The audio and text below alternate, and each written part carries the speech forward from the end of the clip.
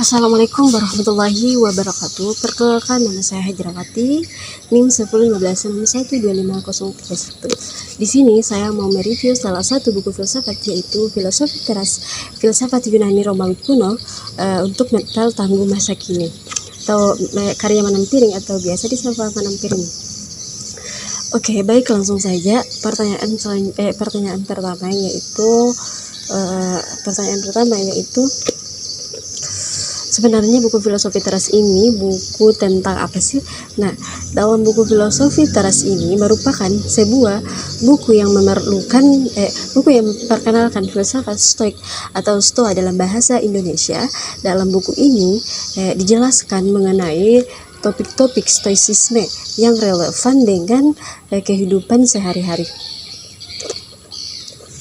Pertanyaan selanjutnya, filsafat stoicisme itu apa sih? Stoik atau stoicisme itu merupakan aliran-aliran filsafat atau masa dari filsafat Yunani Romawi kuno yang berkembang dari 2300 Masehi sampai 200 Masehi. Nah, pertanyaan selanjutnya, kenapa sih judulnya tiba-tiba bisa jadi Filosofi Teras?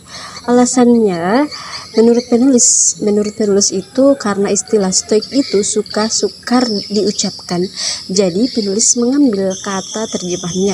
Istilah stoik ini diambil dari tempat di mana filsuf ini juga murid-murid berdiskusi, yaitu sebuah teras berbilar yang dihiasi dengan sebuah lukisan. Itulah kenapa penulis mengambil judul Filosofi Teras.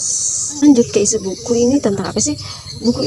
Buku filosofi ini menjelaskan mengenai penerapan dari filsafat stoicisme kepada kehidupan sehari-hari.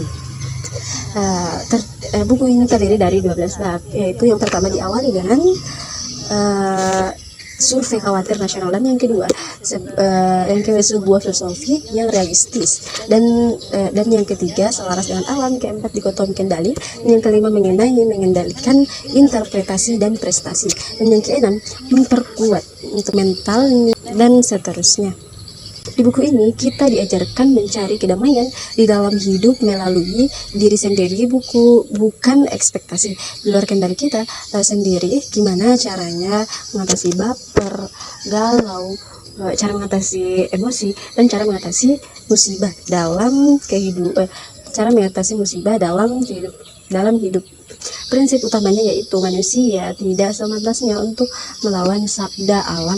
Kita ini sebagai manusia harus hidup selaras dengan alam, untuk bersikap baik dan lapang dada, dan fokus saja apa yang dapat dikendalikan, karena manusia tidak dapat mengendalikan semua hal. Misalnya kejadiannya saat kita di perjalanan terus ternyata macet, ya udah, kita nggak usah marah-marah, nggak usah mengutuk diri sendiri karena terjebak macet, karena macet itu merupakan keadaan di luar kendali kita.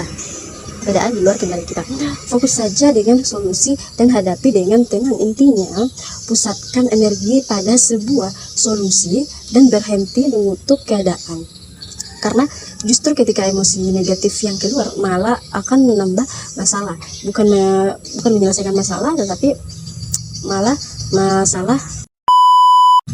Intinya, sederhananya di mata Stoa itu bahagia adalah manakala kita terbebas dari gangguan emosi atau segala perasaan yang mengganggu.